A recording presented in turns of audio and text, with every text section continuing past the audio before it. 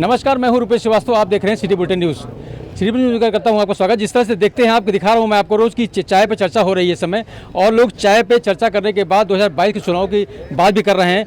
और एक मुद्दा चल रहा है, हमारा एक स्पेशल कार्यक्रम चल रहा है हमारा सिटी बुलेटिन में, कि हर चौराहों पर जाकर के लोगों से बात करना, उनके दिल में क्या है, भावनाओं में क्या है, किसको किस चुन रहे हैं और सरकार कैसी चाहते हैं वो, उनसे बात करते हैं। हम इस समय गुलाबबाड़ी के ठीक सामने चाय की दुकान पर, जो नियाज चाय की दुकान वाले हैं, जो फेमस हैं, लोग यहाँ पर आते बैठते हैं, जो गुलाबबाड़ी में आते हैं घूमने टहलने के लिए, यहाँ पर चाय का आनंद लेते हैं। उसके बाद आपस में गुफ्तगू करते हैं लोग, बात करते हैं चुनाव में क्या रहेगा, कैसे रहेगा, किसको वोट करना है। तो अब की वहाँ मैं बैठा हूँ, आप देख सकते हैं कुछ लोग यहाँ पर बाकायदा बैठ करके चाय की चुस्की ले रहे हैं और अपने चुनाव के बारे में, आने वाले जो चुनाव 2022 का चुनाव है उसके बारे में बात भी कर रहे हैं कि अब किसको चुनना है और कौन सी सरकार आए जिससे हमारा भला हो सके, नौजवानों का भला हो सके, विकास का जो रुके हैं वो आगे बढ़ सकें। हम बात करेंगे लोगों से, उन्हीं से पूछेंगे। सर, आपकी किसको चाहते हैं आप चुनाव में? आपकी हम लोगों का मोटो इलेक्शन में ये है, हम वही सरकार को चुनेंगे जो विकास की बात करे, शिक्षा की बात करे, रोजगार की बात करे। मौके की जो सरकार है, ये सरकार बस लोगों को लड़ाने का काम कर रही है, भड़काने का काम कर रही है, हिंदू मुसलमान का काम कर रही है। तो अब की यहाँ की जनता, यानी जो हमने सोच रखा है, बदलाव चाहते हैं। बदलाव बहुत ही ज़्यादा ज़रूरी है और मेन चीज़ रोजगार है। आप देख रहे हैं बेरोजगारी भरी हुई है, लोगों को उजाड़ने का काम कर रही है सरकार। तो अब की यहाँ का जो लोगों का मूड है, जो सोच है, वो ये है कि बदलाव का। अच्छा, आप बताइए किसको चाहते हैं 2022 चुनाव में? बदलाव चाहते हैं। क्या अगर रहेगा, क्यों ऐसा चाहते हैं आप? अब ये जान लीजिए कि कारोबार भी नहीं है, आश्वासन पे सारा काम सरकार का चल रहा है, तो हम लोग उसी को चाहेंगे जो धरातल पे काम करे। इसलिए जो है हम लोग अब की बदलाव चाहते हैं। आप बताइए, एक समाज नेता भी आप हैं, चाहते कि आपकी 2022 का चुनाव नजदीक आ चुका है। देखिए रुपेश भाई, जिस तरह से भारतीय जनता पार्टी के इस सरकार में मौजूदा टाइम में गृह मंत्री केंद्र में, उन्होंने एक बार अपने भाषण में कहा कि हम लोगों ने चुनाव के टाइम जो भी वादे, जो भी घोषणाएं की थी, जो नौजवानों को रोजगार देने के लिए, अच्छी शिक्षा, सड़क, स्वास्थ्य देने के लिए 15-15 लाख रुपए हर आदमी के अकाउंट में देने के लिए, वो सिर्फ और सिर्फ जुमला था। ठीक है, तो हम आपको बता देना चाहते हैं कि उत्तर प्रदेश की भोली भाली जनता, मासूम जनता, इन भारतीय जनता पार्टी के मक्कारों के फर्जी जुमलेबाजी में फंसकर एक बार तो बहकी है, लेकिन इस बार उत्तर प्रदेश की जनता, पिछड़ा, दलित, नौजवान, किसान, मजदूर, छात्र, इस बार भारतीय जनता पार्टी को उत्तर प्रदेश से उखाड़ के फेंकेगा, ये हम कहना चाहते हैं आपसे। सभी की कुछ ना कुछ उम्मीदें हैं, लोग कह रहे हैं समाजवादी पार्टी सरकार नहीं चाहिए। कुछ लोग और भी मेरे साथ मौजूद हैं। आप बताइए क्या चाहते हैं आप? बदलाव चाह रहे हैं। क्यों? जिस तरह से बीजेपी की सरकार थी उसमें बदलाव नहीं हुआ, मतलब विकास कार्य नहीं होते, जो कार्य अच्छे हुए? उसमें सिर्फ जुमलेबाजी हो रही है और कुछ नहीं। आज पूरी तरीके से किसी रोड पे घुस जाइए, गड्ढा भरने का नारा दे रहे थे, आज हर रोड पे गड्ढा हुआ है। और जब से ये सरकार बनी, एक भी काम बता दीजिए जिन्होंने प्रदेश में, अपने शहर में, अयोध्या के शहर में किया हो। सिर्फ विकास के नाम पर लूट रहे हैं और कुछ नहीं। आप बताइए क्या चाहते हैं? बदलाव। ऐसा क्यों? बदलाव जरूरी है। आप बताइए। हम लोग तो बदलाव चाहते हैं, क्योंकि जो है आज तक ये जब से 5 साल हो गया सरकार बने हुए, कोई भी जनता के हित में कोई कार्य नहीं किया गया है। सिर्फ जो है जुमलेबाजी और खाली बातें करना है, बातें बनाना है, हिंदू मुस्लिम करना है, बाकी कोई काम नहीं किया सरकार ने। हम लोग बहुत नाराज़ है सरकार से। नौजवान हो, किसान हो, गरीब हो, हर इंसान परेशान है इस सरकार से। हम लोग बदलाव चाहते हैं। आप बताइए क्या चाहते हैं? हम भी बदलाव ही चाहते हैं। ऐसा क्यों? अरे पहले पेट्रोल लेते थे 60 रुपये, 70 रुपये में, आज पेट्रोल 100 क्रॉस हो गया। पहले कड़वा तेल लेते थे 120 रुपये में, 140 में, आज 200 क्रॉस हो रहा। और कितने अच्छे दिन आएंगे, और कितने अच्छे दिन आना चाहिए। जब कड़वा तेल 300 रुपये में हो, पेट्रोल 500 रुपये में हो, तब अच्छे दिन आएंगे। क्या हुआ जनता के साथ? हर चीज़ में टैक्स लागू हो रहा है, हर चीज़ में बर्बादी हो रही। कौन चीज़ अच्छा हो रहा है जनता के हक में? आप खुद बताइए। लोगों को कहना है कि बदलाव चाहिए, बदलाव के बाद ही कुछ आगे विकास कार्य हो सकेगा और आगे बात हो सकेगी। आप बताइए क्या चाहते हैं? बदलाव चाहते हैं। क्यों, ऐसा क्यों? ऐसा क्यों, जब से सरकार ये आई है, समाजवादी भारतीय जनता पार्टी सरकार आई है, तब से जो है झूठे वादे करके जनता को बढ़ाने का काम किया। 5 साल कोई काम बता दे सरकार अपनी, कोई 5 साल बता दे जिसका शिलान्यास और जिला का उद्घाटन सरकार ने किया हो। 5 काम कोई बता दे अयोध्या में। ऐसा कोई काम सरकार बतावे कि जो सरकार ने काम किया हो 5 साल के कार्यकाल में, जो कि शिलान्यास भी किया हो, उद्घाटन भी किया हो। सारे कार्य अखिलेश यादव के ज़माने में हुए थे और महंगाई त्रस्त है। महंगाई के जो हालात हैं वो छिपा नहीं हुआ, छिपा है। 100 रुपये का 65 रुपये 70 रुपये तेल लीटर मिलते थे, आज 210 रुपये लीटर तेल भी मिल रहे हैं। आज गैस का दाम जो 400 रुपये गैस सिलेंडर था, जब से सरकार इनकी आई 1000 रुपये गैस सिलेंडर से मिल रहे हैं। सारे खाद्यान्न सामग्री महंगे हुए हैं, हर तरीके से हर चीज़ महंगे हुए हैं। जो सीमेंट की बोरियाँ 200 रुपया थी वो आज 400 साढ़े 400 में बिक रही है। जो सरिये मकान बनाने के लिए, गरीब आदमी मकान बनाने के काम करता है, वो 3000 रुपये को सरिया था, 3000 की सरिया 6500 में बिक रही है, जो है कुंटल बिक रही है। इस तरीके से हर सामान महंगा हुआ है। यहाँ तक कि जो हम लोग मनोरंजन देखते थे जो इसमें चैनल भी महंगा कर दिया इन्होंने। हर तरीके से हर मुद्दे पर सरकार महंगाई की तरफ लिखी गई है। अब की जो है हम लोग आशा भी निगाहों से माननीय राष्ट्रीय अध्यक्ष अखिलेश यादव जी को देखना चाहते हैं। सभी के मुंह पे अखिलेश की बात है, ये तो समय बताएगा। आप बताइए क्या चाहते हैं? बदलाव चाहते हैं, बदलाव जरूरी है। ऐसा क्यों, बदलाव क्यों? 5 साल तक क्या कैसा करा कार्यकाल? 5 साल का कार्यकाल एकदम नाकारा और निकम्मा कार्यकाल था। इतना खराब कार्यकाल मैं 1998 से राजनीति को देख रहा हूँ और समझ रहा हूँ। किसी का नहीं रहा जितना खराब कार्यकाल इस साल रहा। अगर आप किसी चीज़ को विकास में देखते हैं, मान लीजिए आपका परिवार है, एक छोटा सा एग्जाम्पल दे रहा हूँ, तो आप उसका विकास किस तरीके से देखते हैं? जब वो कोई नई गाड़ी खरीद लेता है, कहीं कोई मकान बना लेता है, कहीं कुछ नया प्रोजेक्ट लगा देता है, दुकान खोल लेता है, यही तो विकास होता है। इसी तो विकास की पहचान होती है। इस पूरे 5 वर्षों में उत्तर प्रदेश में ना तो कहीं कोई विकास हुआ है, ना कहीं कोई नया निर्माण हुआ है, ना ही बेरोजगार को रोजगार मिला है, ना ही जो है महंगाई पे कोई काबू हुई है, भ्रष्टाचार बढ़ गया है। तो इन सब में जीना मुश्किल हो गया है, घुटन महसूस होती है, इसलिए बदलाव चाहते हैं। आप बताइए, ग्रामीण क्षेत्र में जिस तरह से आप क्या देखना चाहेंगे, किस तरह से आपकी? देखिए, अभी तक का पिछली सरकार में हम लोग जो है समाजवादी सरकार में वृद्धा पेंशन, विधवा पेंशन बनवाने का कार्य किए थे। कम से कम 35-40 महिलाओं को मिल रहा था। इस सरकार में जो पेंशनें मिल भी रही थी वो भी कट गया। कितनी वृद्धा बेचारी परेशान हैं, उनको पेंशन नहीं मिल पा रही है। विधवा परेशान, उनको पेंशन नहीं मिल पा रही है। तो ये सरकार एक पैसे कोई काम नहीं करने वाली है, हमेशा जो है लालीपाप देने का कार्य करती है।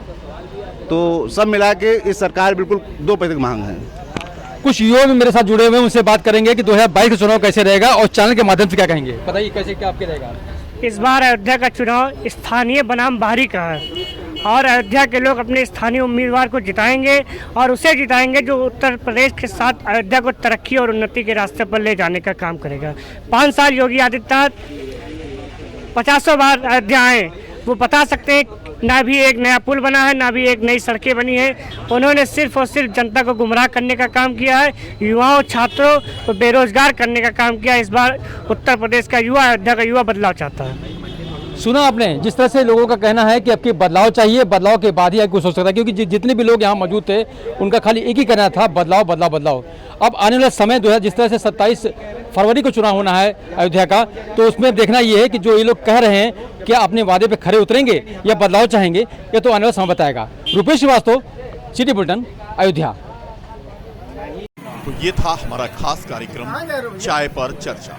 गुलाबबाड़ी मैदान के ठीक सामने एक चाय की दुकान पर आज पहुंची सिटी बुलेटिन की टीम के सामने चाय पी रहे लोगों ने अपनी अपनी राय रखी। कोई बदलाव चाहता है तो कोई विकास की बात करता है। कल हम आपको फिर ले चलेंगे शहर के किसी और चौराहे पर, किसी और चाय की दुकान पर, जहां पर हम आपको दिखाएंगे कि क्या होती है चाय पर चर्चा।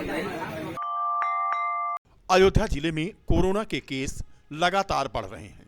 ऐसे में मास्क लगाना और 2 गज की दूरी बनाना जरूरी है, लेकिन जो लोग मास्क नहीं लगा रहे हैं उनके खिलाफ अब धीरे धीरे कार्रवाई भी शुरू हो रही है। रीडगंज चौराहे पर चौकी प्रभारी अलीगढ़ ने बिना मास्क लगाए लोगों के खिलाफ आज कार्रवाई की। एसएसपी के निर्देश पर कोरोना महामारी की बढ़ती संख्या को देखते हुए सभी थाना प्रभारी, चौकी इंचार्ज, उप निरीक्षक बिना मास्क के सार्वजनिक स्थानों पर घूमने वाले व्यक्तियों को अब नियमानुसार कार्रवाई करने शुरू कर चुके हैं। इसी कड़ी में नगर कोतवाली के अलीगढ़ चौकी प्रभारी राजेश कुमार यादव ने अपने हमराही सिपाहियों के साथ रीडगंज चौराहे पर अभियान चलाकर बिना मास्क लगाए दोपहिया वाहन चला रहे वाहन स्वामियों को रोककर उन पर कार्रवाई करते हुए मास्क लगाने की हिदायत दी। बिना हेलमेट दोपहिया वाहनों के खिलाफ कार्रवाई भी की गई और लोगों को हिदायत भी दी गई कि वे जब भी घर से निकलें तो मास्क जरूर लगा के निकलें, क्योंकि कोरोना की संख्या धीरे धीरे बढ़ रही है। कुल मिलाकर के पुलिस लगातार लोगों से मास्क लगाने की अपील कर रही है। यूरिया की पहली rake Ayodhya cantt railway station के माल गोदाम पर आज पहुंची। यहां पर विधि विधान पूर्वक पूजा पाठ करके इसका शुभारंभ किया गया।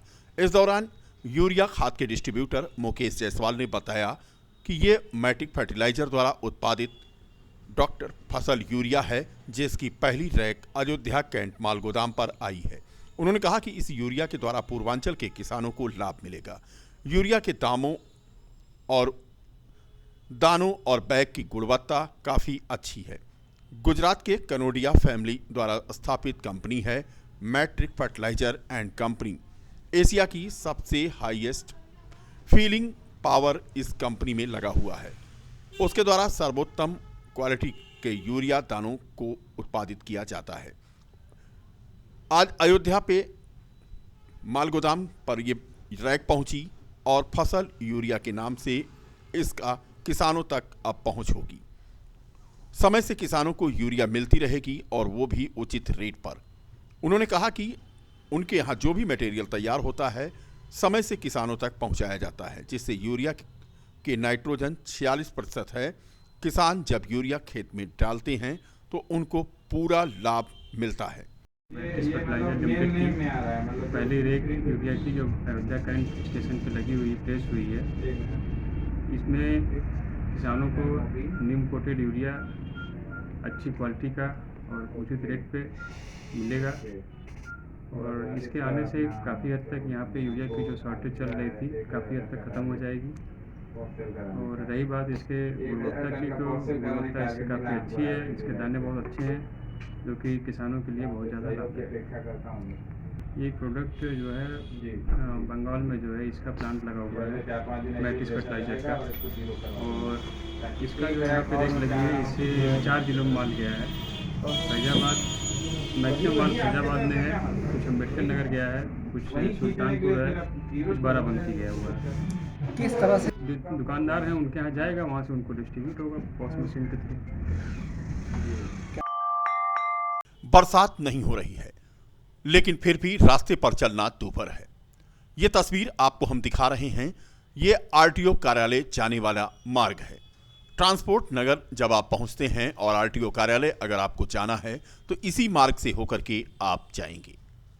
बदहाल हालत में है ये मार्ग। इस मार्ग का पिछले महीने नगर विधायक वेद प्रकाश गुप्ता ने भी निरीक्षण किया था और इसे ठीक कराने के लिए कहा भी था, लेकिन ये मार्ग जिस पर 2-4 ट्राली राबिस और आधा गुम्मा डाल दिया गया, लेकिन इसे बनाया नहीं गया। अब आरटीओ कार्यालय आने जाने वाले परेशान हैं कि आखिर वो इस रास्ते का प्रयोग कैसे करें।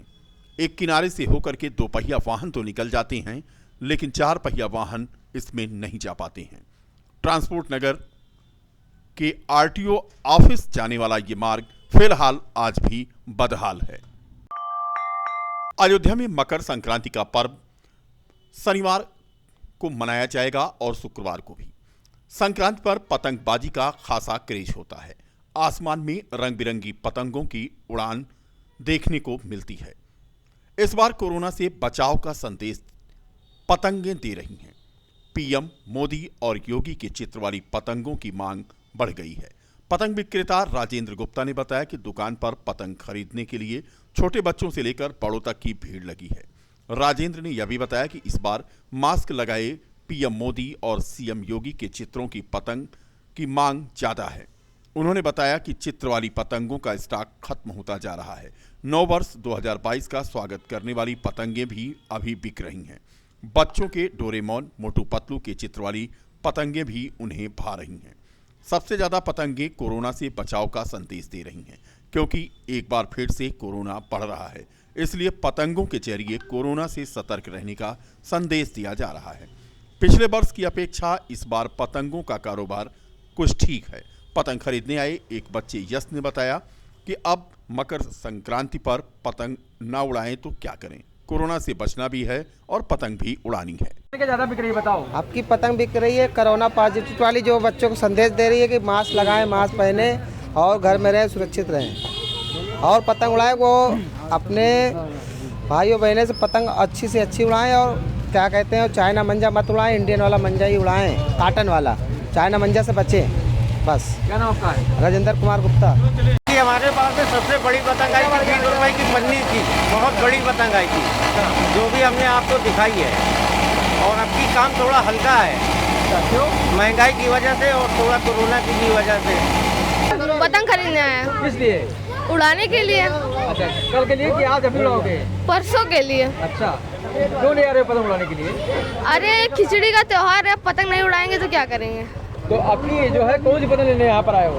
जो मिल जाएगी। अच्छा, कौन सी अच्छी लगी पतंग आपको यहाँ पर? मुझको तो यहाँ पर कागज वाली पतंग लेके जा रहे हैं, इसलिए कोरोना वाली, इसलिए ताकि लोग मास्क पहने और सतर्क रहें कोरोना से। क्या नाम आपका है? यश त्रिपाठी। कल जैसे कि कल मकर संक्रांति है, तो ये एक फेस्टिवल की तरह ही है।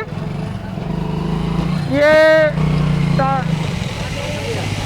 पतंगों का तिरंगी पतंगे उड़ते हैं इसमें, और हम सब बड़ी दूर से आते हैं पतंग लेने, काफ़ी दूर से, और मैं हर साल यहाँ आता हूँ पतंग लेने। तो आपकी कौन सी पतंग लिया आपने? आज अभी तो मैं पतंग ले रहा हूँ, और आज देखते हुए कोरोना के देखते हुए सोशल डिस्टेंसिंग के साथ, मास्क के साथ पतंग लेने आया हूँ।